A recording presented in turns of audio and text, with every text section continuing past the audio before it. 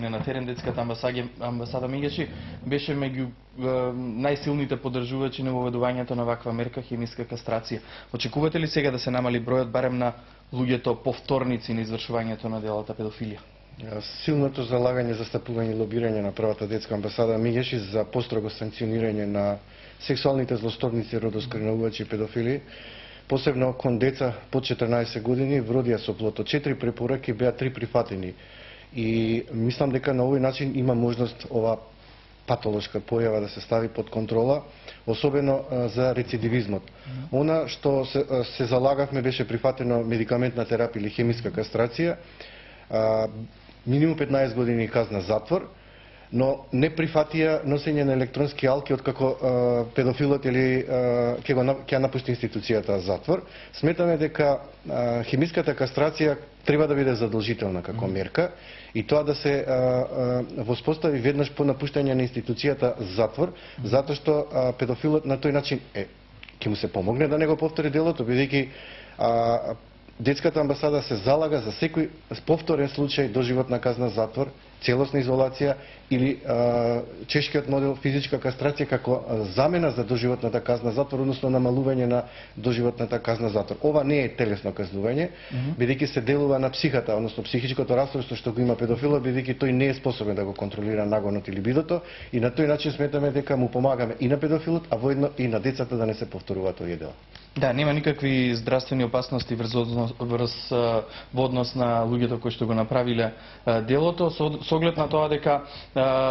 денеска се посочи што ќе им следува на сите оние кои што ќе извршат дело педофилија. Мислите ли дека ќе влие и на свеста на оние луѓе кои што шетаат по улиците и кои што имаат во план да направат вакво дело?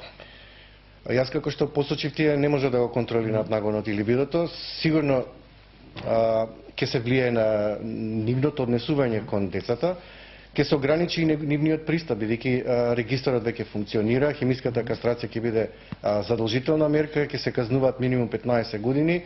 Ако и овие мерки не вродат со плод, како што кажав на почетокот, за секој повторништво, целосна изолација, доживотна казна затвор или чешкиот модел физичка кастрација, која може да се замени со намалување на казната доживотен затвор. А под услов, исто така, сметам дека е многу важно превентивно да се работи со децата во предучилишни установи, во училишниот систем, основно и средно училиште, за заштита и самозаштита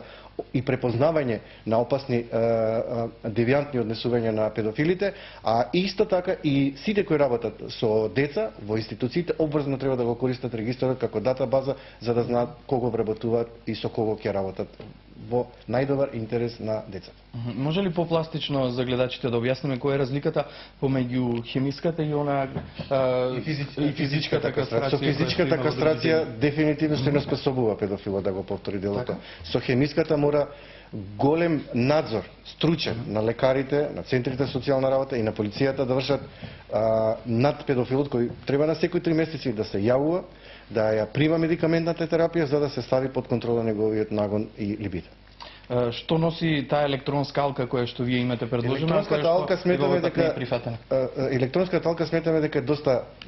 битна за органите за прогон за полицијата, затоа што се лоцира каде се движи педофилот, особено педофилите знаат дека се движат таму каде што има деца, дали се тоа градинки, дали се училишта, дали се спортски клубови, на тој начин се детектира и може да се интервенира навремено ако има потреба да се отстрани педофилот од тоа место каде што има група на деца кои одат на училиште и родителите очекува да бидат безбедни и сигурни. И тоа веројатно е подобро кастрација од алка со оглед на тоа дека имавме регистар на педофили, каде што беше познато каде има педофили во градот. Хемиската кастрација мислам дека ќе вроди со плод и сигурно земите како Чешка, Данска, Велика Британија, Германија,